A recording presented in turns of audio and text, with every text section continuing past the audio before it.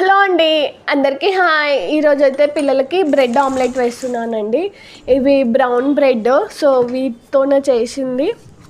Brown bread కాబట్టి ఇంకా హెల్తీయే కాబట్టి చేస్తున్నాను. సో ఫస్ట్ ఆనియన్స్ కట్ చేసుకొని ఆనియన్స్ బౌల్లో వేసుకొని అందులోనికి సరిపడినంత ఉప్పు, సరిపడినంత పసుపు, సరిపడినంత కారము, సరిపడినంత అల్లం వెల్లుల్లి పేస్ట్, సరిపడినంత ధనియా పౌడర్ వేసేసుకొని మొత్తాన్ని మిక్స్ చేసుకున్న తర్వాత ఒక 2 ఎగ్స్ వేసేసుకొని మొత్తాన్ని నీట్గా కలిపేసుకున్నాను.